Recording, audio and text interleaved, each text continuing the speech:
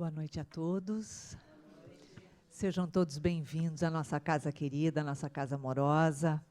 Nós estamos hoje com um convidado querido, um convidado muito especial que estará autografando seus livros ao final, que é o Fábio Dionísio, que vem falar sobre a medicina espiritual, a cura espiritual, o trabalho que a espiritualidade faz em nosso corpo, em nossa alma, que é algo assim muito profundo e nós temos muito pouco conhecimento sobre isso.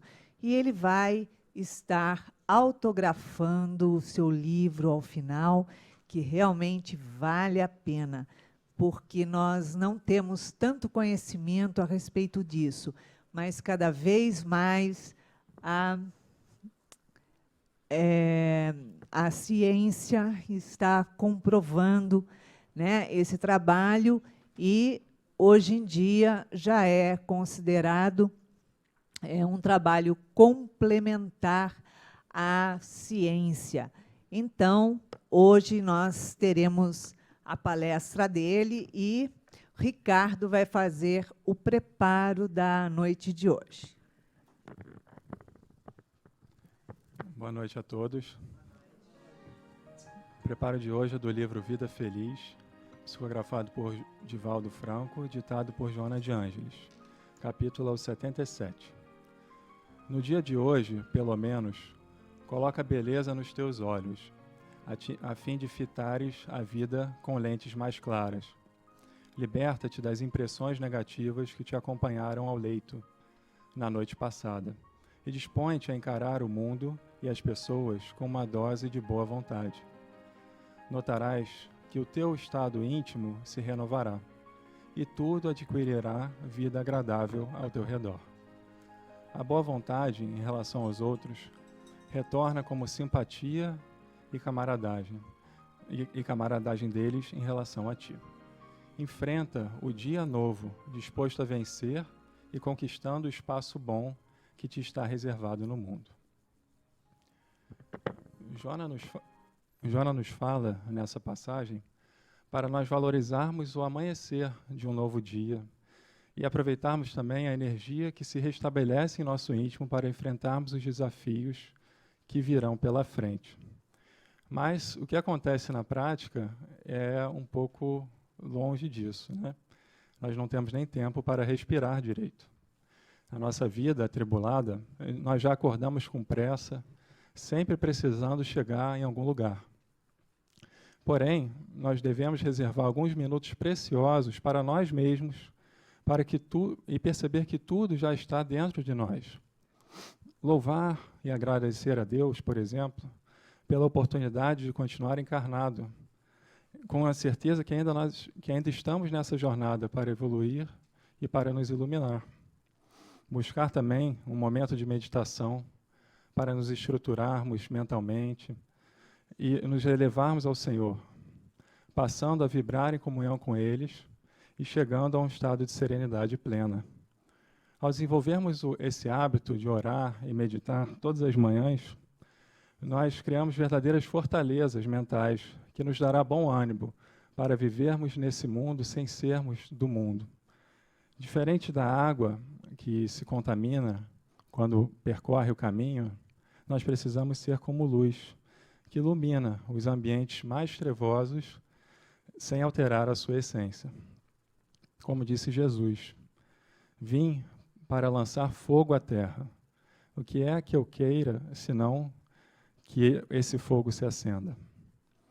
Esse fogo que Jesus se refere não é aquele que queima, que nos faz sofrer, mas é a chama viva do Cristo que acende em nós e a tudo purifica.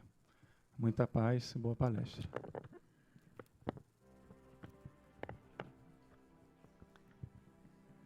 Jesus, amorável mestre, amigo, que nos acolhe na noite de hoje, onde aqui viemos, Senhor, buscar a paz junto de Ti, para que ela também esteja junto de nós.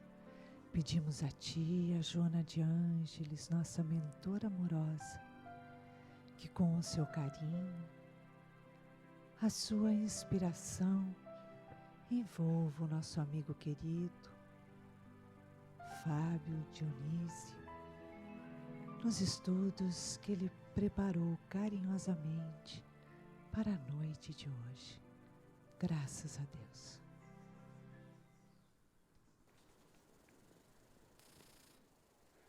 Quanto tempo? 18h20. Joia. Eu sou engenheiro. A gente sempre tem que ser tudo certinho. Bom, boa noite para vocês. Boa tarde, né? Boa tarde, quase noite. Eu agradeço de novo a oportunidade de estar aqui.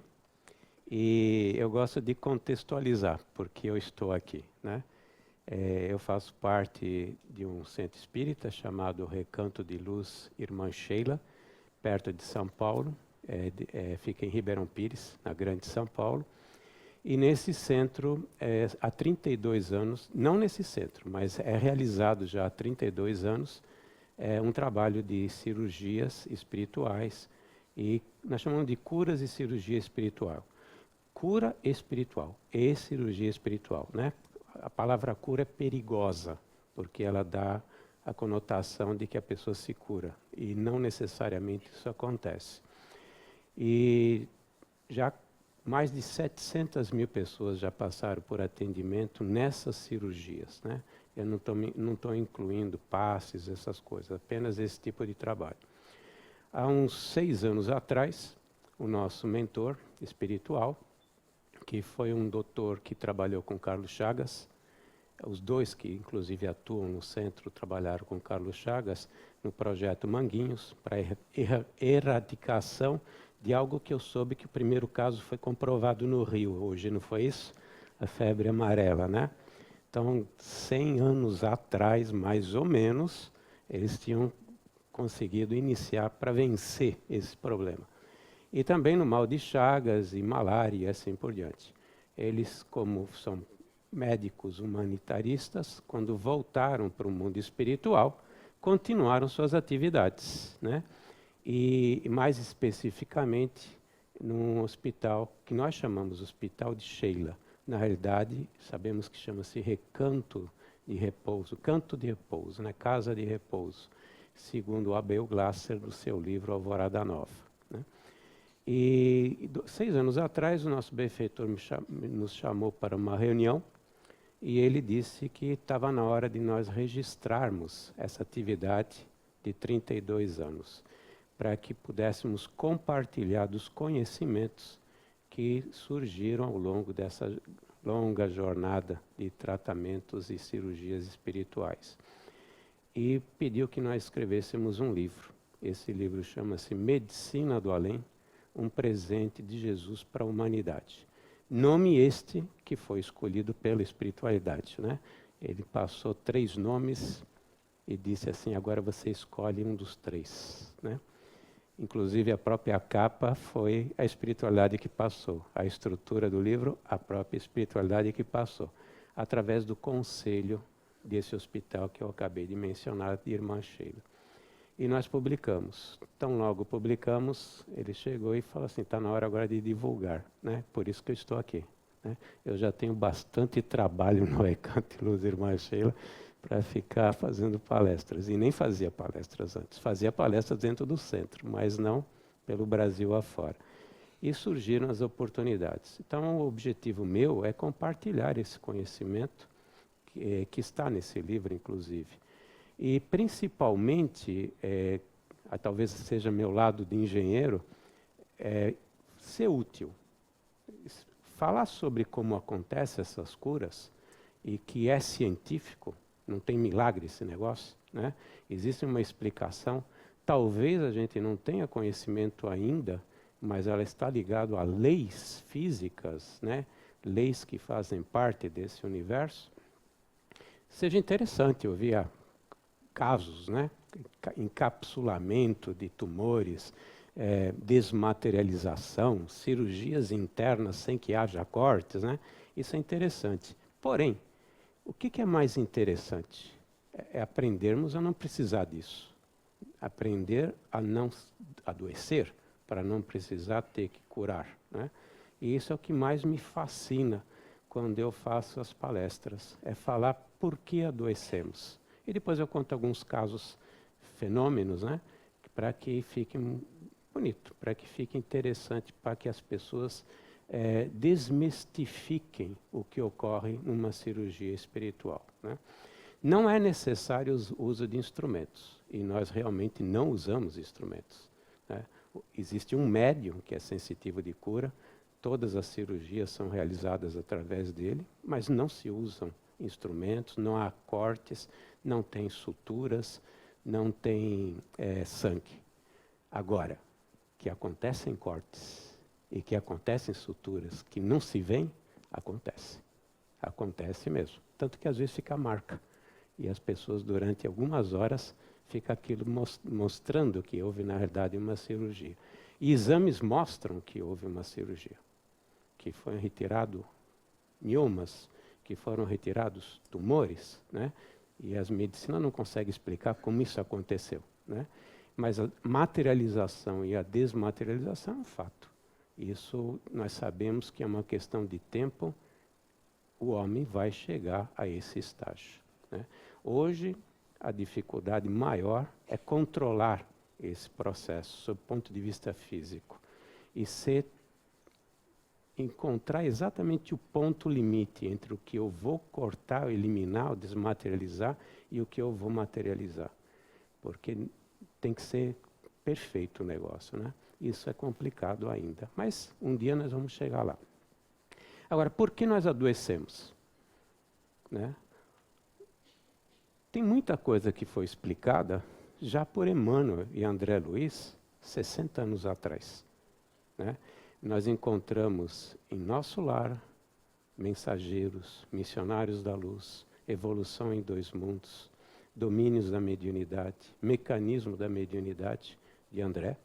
Encontramos um livrinho que ninguém dá muita bola, tanto que a publicação, as edições são pequeníssimas, que chama-se Leis de Amor, de Emmanuel.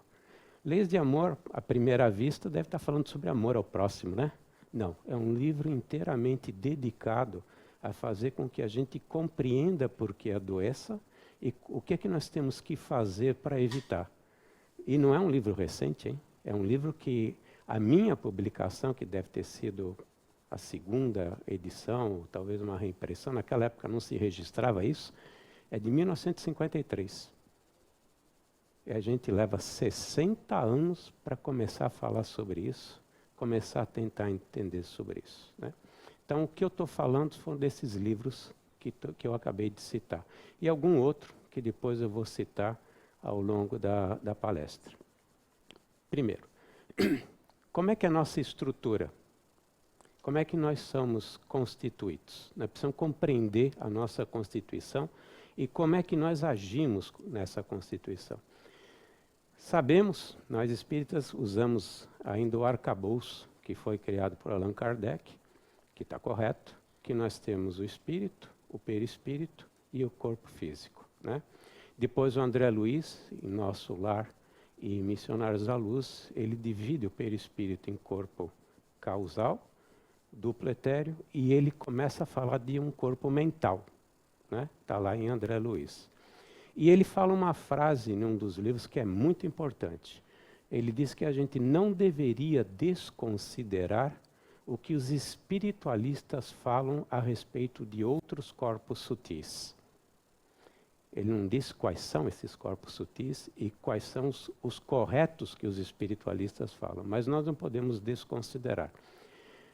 Sabendo que, na realidade, a atuação de algo que não é material, a gente sabe que o espírito deve ser alguma coisa, né? Porque se existe alguma coisa é. Mas a atuação do espírito em cima da matéria é feita através de vários corpos, num processo descendente, em que nós atuamos na matéria. Aprendemos que é através do perispírito que nós conseguimos atuar através da matéria.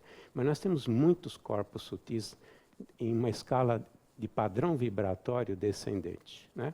Mas vamos pegar a parte do corpo mental e a parte relacionada ao corpo causal, né? Nós temos o duplo etéreo, que está o nosso tanque de combustível, né? Onde é que está a nossa energia vital. Mas o corpo causal. O corpo causal é onde é que se encontra todo o nosso passado, todos os registros. Ele também é constituído de matéria. Diz André Luiz, aliás, diz Emmanuel, que poderíamos ter uma tabela periódica dos elementos que constituem o perispírito. Uma tabela tipo Mendeleev, como nós temos para a parte física. Então, por quê? Porque é matéria também, mas é uma matéria quintessenciada, uma matéria um outro padrão, né? Diferente do nosso físico. O corpo mental também é matéria, só que ela é mais sutil do que o corpo perispiritual, que é mais sutil do que o corpo físico. Tudo isso é matéria. Isso nos leva a crer que todos esses corpos que ligam o espírito ao corpo físico, para que ele possa atuar e aprender através do corpo físico, seja matéria. Matéria constituída por átomos. Psiátomos, se a gente for pensar no Dr. Hernani Guimarães, né? Ou qualquer que seja o termo. Mas tudo isso é matéria. Tanto que nós sabemos que o perispírito também tem órgãos. Ele não tem todos os nossos órgãos, mas tem órgãos. Por que isso é importante nessa história da cura, e do adoecer? Bom, nosso corpo físico. Quem é o modelo organizacional biológico do nosso corpo físico? É o perispírito. Então, nós somos um reflexo do perispírito. Por isso que a gente se reconstitui quando corta, né? A gente tem esse corpo físico, né? E quando o perispírito não está bem, o corpo físico também não vai ficar bem. Pode, à primeira instância, não acontecer nada. Mas a curto, médio ou longo prazo, o corpo físico vai refletir esse problema que está no perispírito.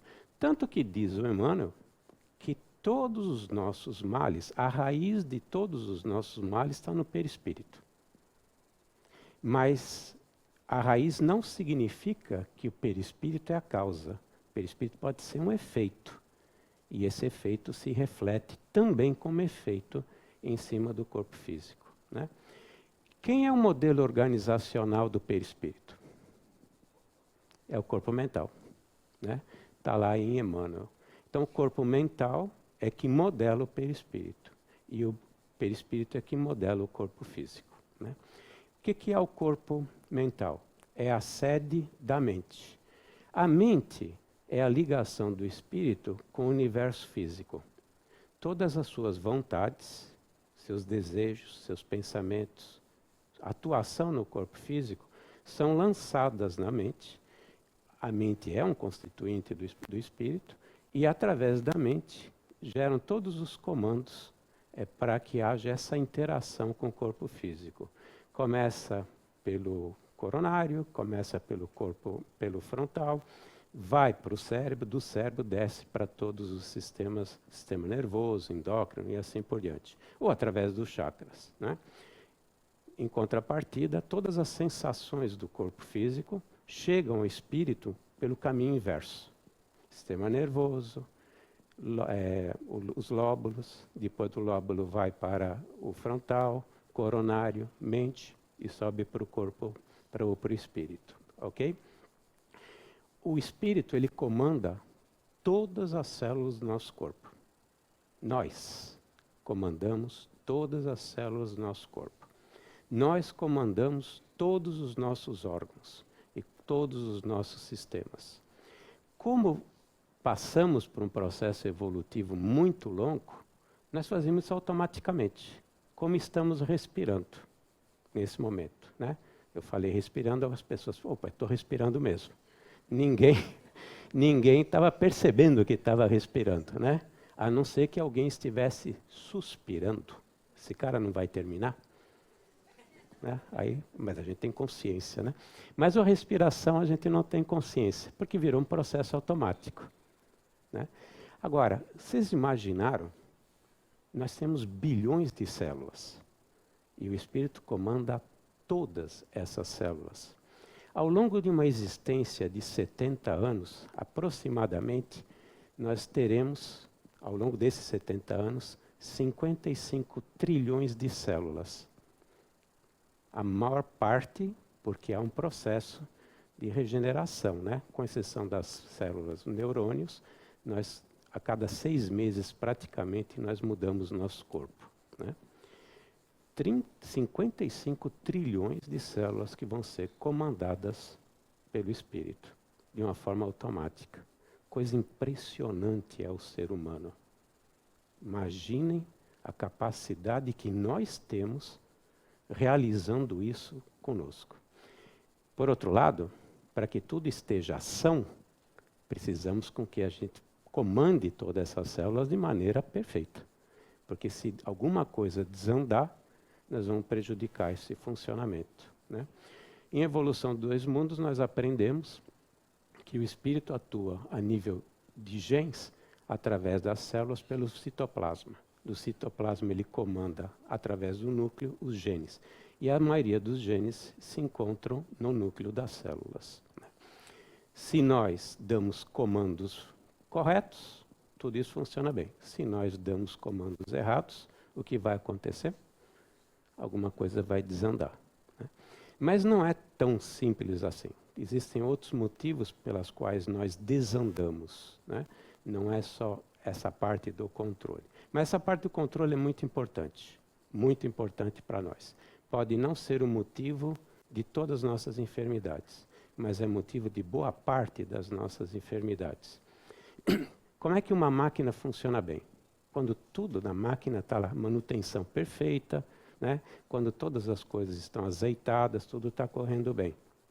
Para que o espírito, através da mente, controle todas as células, todos os órgãos, todos os nossos sistemas, ele tem que estar em equilíbrio. E ele faz isso através da força criadora desse universo, que é o pensamento. Deus criou o universo através do seu pensamento, que é uma maneira metafórica que a gente usa por não compreender Deus, né? Mas é assim. E nós também criamos tudo, nós somos co-criadores através do pensamento. Então, o pensamento é que comanda tudo isso, de uma maneira autônoma. Vai para a mente, da mente desce através desses chakras que eu comentei, pelo sistema nervoso, ou então pelos centros de força, né? Todos os centros de força.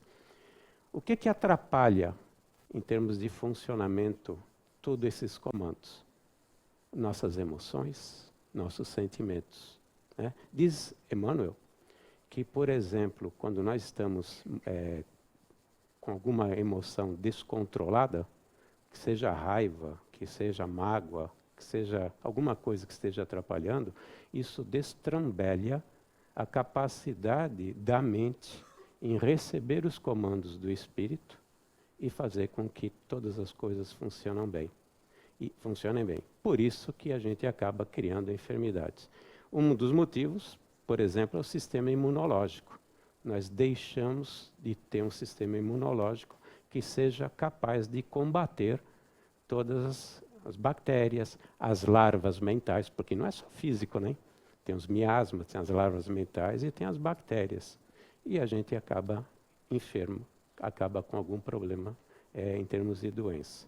Então, nossas emoções e nossos sentimentos prejudicam a capacidade do espírito, a nível da mente, de controlar todos esses sistemas. Tudo que eu falei aqui é Emmanuel e André Luiz.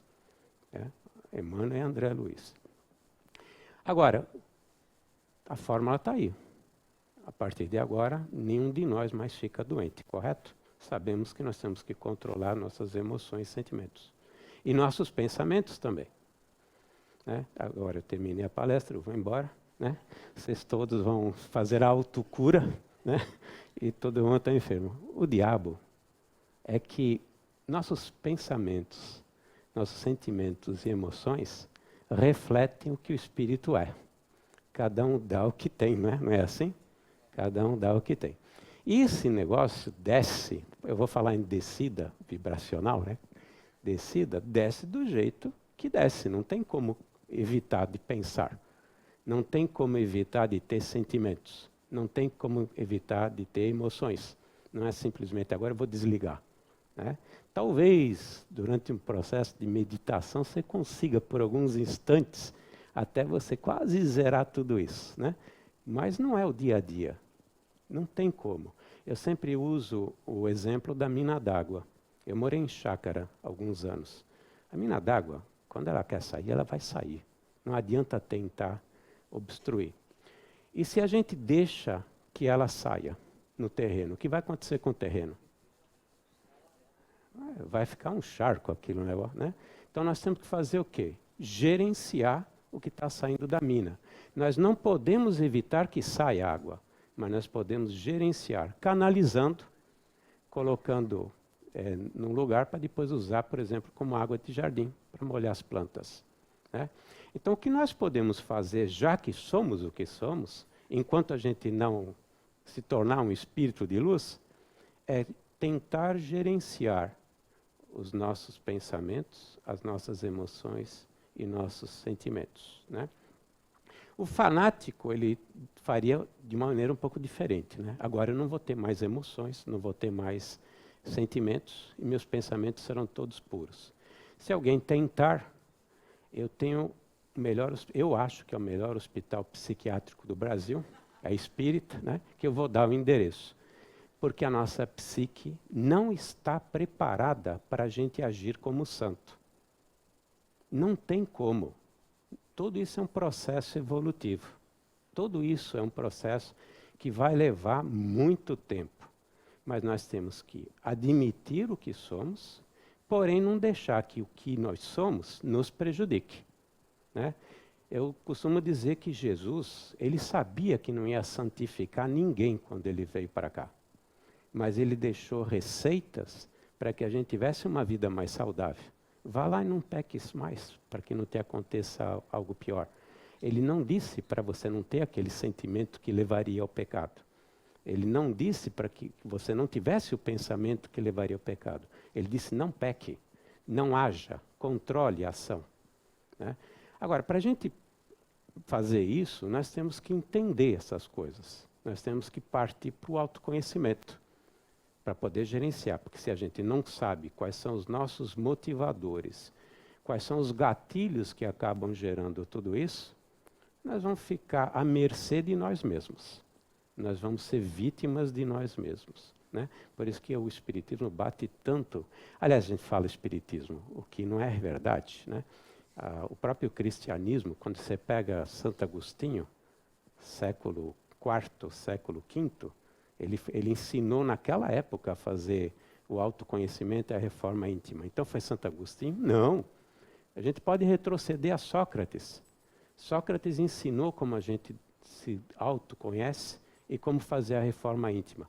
Ele chamou de ironia e maioética, né? Ele fazia perguntas sobre perguntas, para que as pessoas entendessem quais eram os mecanismos interiores, né? E depois ele levava as pessoas à reforma dos seus valores e crenças, porque a reforma íntima é uma reforma de valores e crenças, e depois de hábitos, consequentemente, né? Então não é do espírita, já é uma coisa muito antiga. Mas o espiritismo bate muito nisso e faz muito bem. Porque a partir do momento que a gente entende quais são os mecanismos que nos levam a ter esses sentimentos, essas emoções e esses pensamentos, nós temos a chance de tentar mudar alguma coisa, né? A partir desse autoconhecimento, como o homem procura, pelo menos a princípio busca o melhor para si mesmo, no momento que ele percebe que isso faz mal, ele começa a fazer sua reforma, a sua mudança interior. Vai ter as dificuldades inerentes ao seu estágio evolutivo, não tem jeito. Nós somos o que somos. Mas, paulatinamente, nós vamos substituindo uma crença, um valor, um hábito com uma outra crença, um valor e o hábito. E, de repente, nós sublimamos algo ruim e colocamos alguma coisa boa aí. Então, é a forma como nós vamos ter que realizar esse processo para chegar um dia à autocura. E o pior para os médicos, não precisarmos mais de médicos. Porque se nós aprendermos a ser equilibrados em todos os sentidos, ninguém vai mais adoecer. Por isso que eu escolhi engenharia. Foi por esse motivo. Porque o engenheiro, vocês não ouviram falar dos arquitetos siderais, os engenheiros siderais? Né? Esses vão existir sempre. Vão existir sempre. Né? Mas os médicos, infelizmente, eu sei que muita gente não gosta. Eu sinto as vibrações às vezes, né? Eu sinto a vibração ruim chegando aqui, a gente leva um dardo, né, em cima da gente. Mas vai demorar isso, hein? Os médicos aqui, não fiquem preocupados, vai demorar muito tempo, mas muito mesmo. Dá para reencarnar várias vezes como médico, né? Dá para reencarnar. Mas vai chegar um momento que, em função exatamente da nossa evolução, esse equilíbrio vai vir natural. Vai vir natural. Enquanto ele não vier, e enquanto nós não nos mexermos para chegar a esse estágio, está aí a dor. A dor que é uma consequência de nós mesmos, né? Nós dizemos que a dor foi criada para que seja o aguilhão que nos impulsiona a evolução. Só que a dor, na realidade, é um resultado das nossas obras. Mas nesse ponto, nesse aspecto, né? Vamos pensar em termos de enfermidade. É externo? A dor veio de fora para dentro? Não. Ela foi criada dentro de nós. E ela se externaliza. Então, nós mesmos criamos as condições da nossa evolução. Quanto mais rebeldes nós somos para evoluirmos, maior a dor. Quem criou a dor? Nossos desequilíbrios. A nível de pensamento, a nível de emoções, a nível de sentimentos. Né? Então, é inevitável nós pensarmos nisso, porque o importante não é a cura do corpo físico, é não ficar doente. E aos poucos nós vamos atingindo esse estágio, né? E tem coisas que são receitas simples, que não leva muito tempo para chegar a essa conclusão e fazer alguma coisa, né? Eu lembro de um caso que está ali André Luiz. O André Luiz estava no processo de aprendizado, né? Então ele foi numa câmara de passes e estava vendo o que estava acontecendo naquela câmara. E tinha um senhor que tinha acabado de chegar com um problema de fígado. Era a 9ª ou a 10ª vez que estava indo para fazer esse tratamento do fígado dele. E o responsável, o coordenador dos passes, o coordenador espiritual dos passes, chegou e falou: não faça nada desta vez. Porque até então curavam ele voltava para casa. Adoecia de novo do fígado e voltava. Aí o André Luiz falou assim: mas não temos que fazer, não é a prática da caridade que nós temos que fazer? E o Espírito explicou para ele, o orientador dele explicou. Sim, mas o que adianta nós curarmos, ele volta, ele mantém o mesmo padrão, adoece do fígado de novo e ele volta aqui. O que ele aprendeu? Ele não aprendeu a se autoproteger, ele não aprendeu a evitar a doença, né? E naquele momento não curaram. Bom, se ele tivesse pensado, se esse senhor tivesse pensado que ele estava adoecendo do fígado porque ele era muito raivoso, ele não controlava seus nervos, esse era o grande motivo da doença dele, ele ia começar a tentar mudar o padrão, porque quando dói, você começa a fazer alguma coisa, né? Então, se a gente começar a pensar nisso, nós vamos começar a dar esses passos.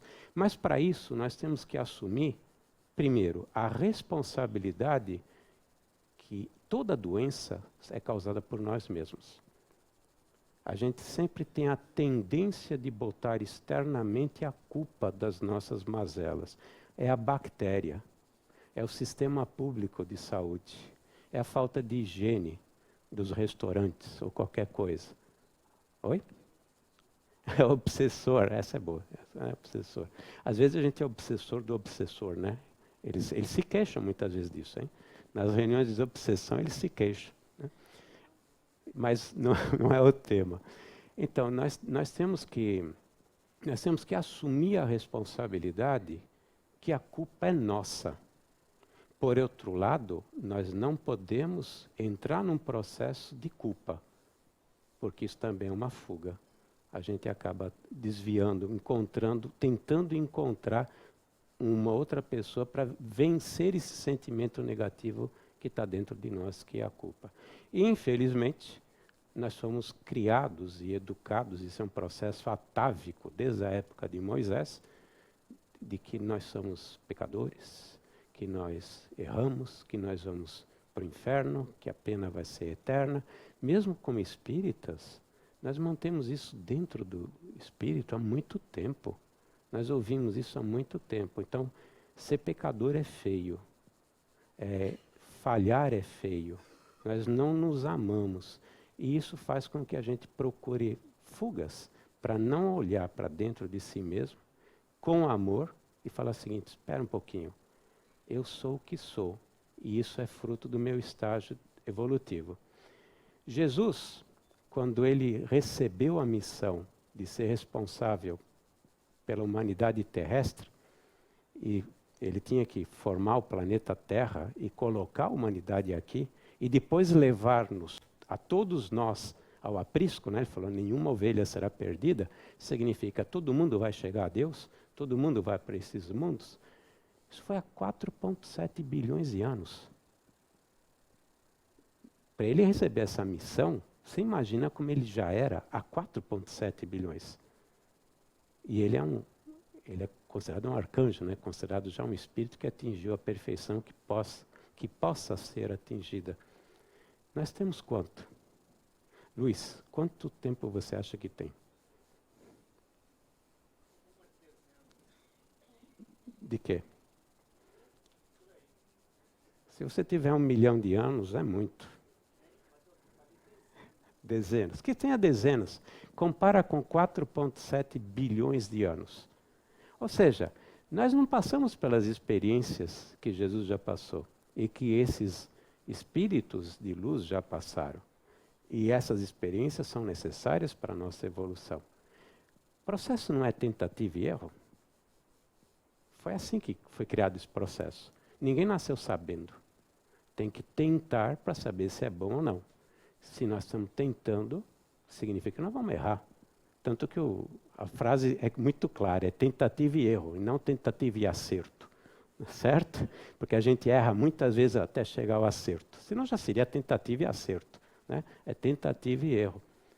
Que demérito tem se eu tenho 1 milhão de anos? Eu tenho só 200 mil. Que demérito tem se eu tenho só 200 mil? Eu ainda tenho um caminho inteiro pela frente, uma série de experiências. Então nós temos que tirar essa questão da culpa da equação para que eu me aceite como eu sou, me ame, porque praticamente ninguém se ama. Nós somos carrascos em nós mesmos, né? Se não somos conscientes, somos inconscientemente, para que aí, assumindo a responsabilidade e nos aceitando, a gente vai buscar o melhor. Isso faz parte de uma lei que foi colocada dentro de nós, chama-se a lei do progresso. Né? Então, tudo isso é extremamente importante que a gente reflita para que comecemos a fazer as mudanças que sejam necessárias para não precisarmos depender mais de médico. Né? Mas vai demorar muito. Né? Fala um pouquinho sobre os tratamentos. Tem muita gente que está a fim de entender como é que funcionam os tratamentos. Né? São dezenas e dezenas e dezenas de procedimentos ou sistemas ou formas que ocorrem em tratamento. Né? Uma delas, que eu citei no livro, que é o meu caso preferido, mas existem outros, né? Eu vou começar por um outro diferente. Um amigo meu. Um amigo meu tinha um hotel enorme no interior de Mato Grosso. Eu não vou citar a cidade. E lá ainda tem uma máfia considerável nesses interiores aí do Brasil. E queriam comprar o hotel dele. Era muito rentável, queriam comprar. E ele não aceitou vender. E ele fazia eventos de festas, casamento, e ficava até o final para ver se estava tudo correndo bem. E no final ele jantava, comia o que tinha sido oferecido, inclusive por ele mesmo para esse evento, e tomava seu vinhozinho.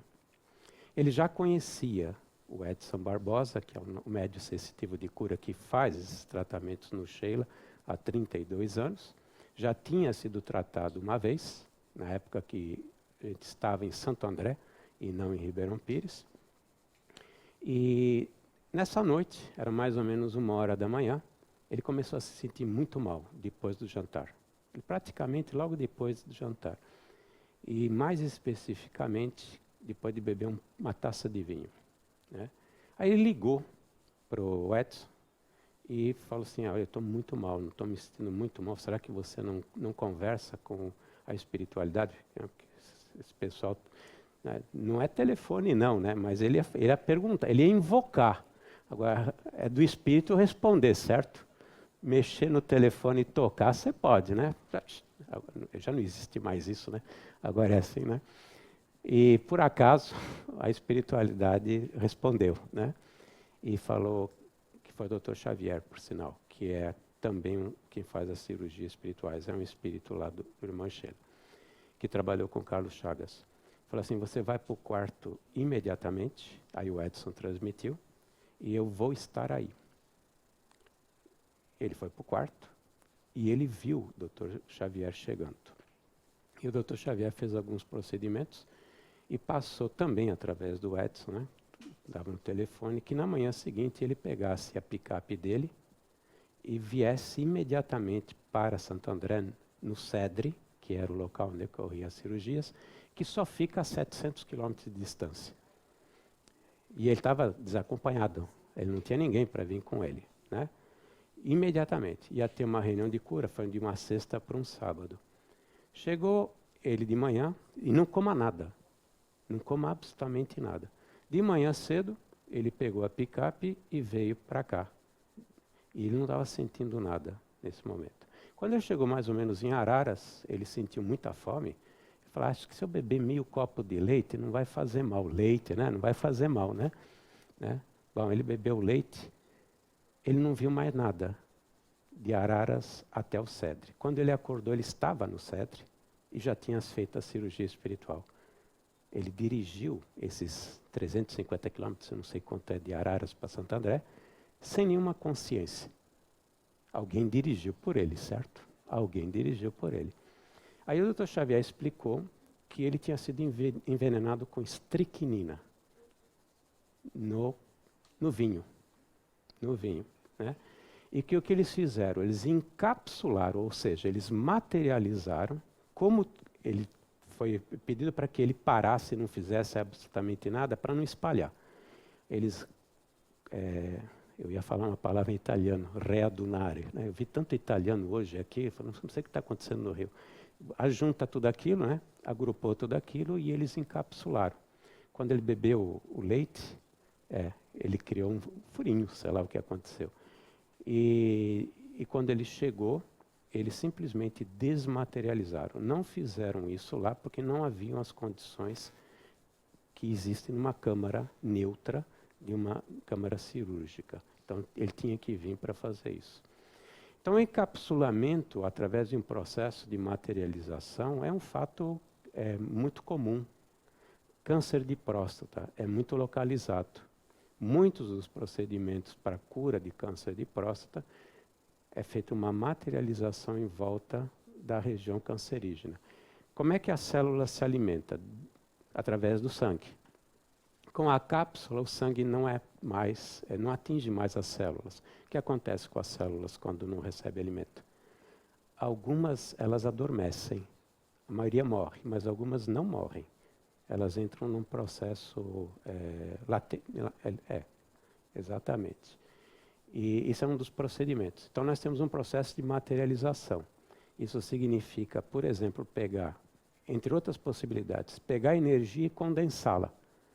E nós sabemos que a matéria hoje, segundo os últimos físicos quânticos, é luz condensada, ou seja, energia condensada, né? O X da questão é conseguir fazer isso, né? O X da questão é conseguir fazer isso. E a desmaterialização é transformar a matéria em energia. Mas nós temos também o transporte, que é outra possibilidade.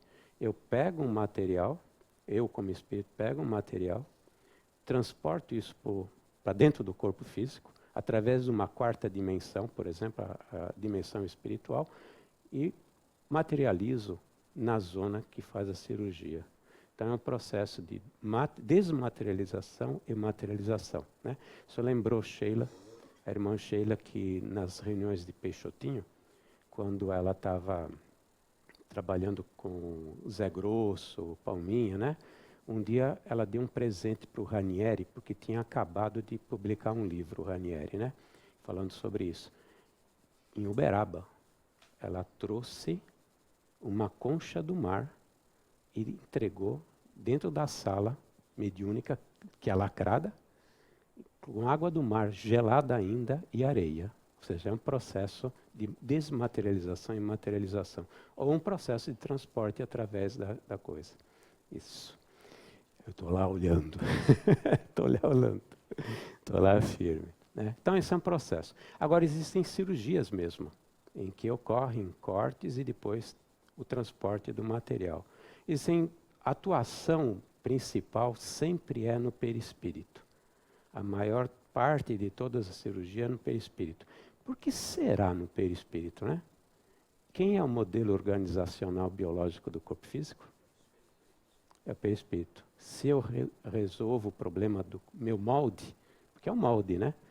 Eu tenho como reflexo físico. Mas o perispírito também tem outros problemas. Quando a consciência não está em paz, o perispírito também não consegue se formar corretamente, porque o corpo mental, onde se encontra a consciência, não consegue manter o equilíbrio para que o perispírito esteja em ordem. Né? Então, o perispírito vai apresentar defeitos, vai apresentar também suas enfermidades. Não é matéria? Se a matéria do corpo físico se enferma, por que isso não aconteceria com o perispírito? E por que não aconteceria com o corpo mental? Está em mano, né? É só entender o que ele está escrevendo. Mas é exatamente isso. Então, eles atuam principalmente no corpo perispiritual, no perispírito. Mas atuam também no corpo físico. A pomada Vovô Pedro, que por sinal é objeto de tese hoje, de doutorado na USP, já faz alguns anos, não é recente não. Ela atua diretamente no físico, então existe atuação diretamente no físico, né? Porque ele tem um alto poder de magnetismo, então atua diretamente no corpo físico, tá ok? Eu vou lhe dar 1 minuto a mais, tá vendo? Pronto, eu vou terminar. Hoje eu acertei ali, né? Então, olha, existe uma infinidade de coisas ainda para falar a respeito, né? Uma parte dela está no livro. E esses livros eles estão publicados, o objetivo é a Irmã Sheila, Recanto Luz Irmã Sheila. Todas as obras, todos os livros que a gente publica, nós temos uma editora também, nós visam os trabalhos sociais do Irmã Sheila. Então esse também visa. Dai de graça que eu recebesse de graça. Eu recebi tudo isso, então a gente dá de graça. Muito obrigado.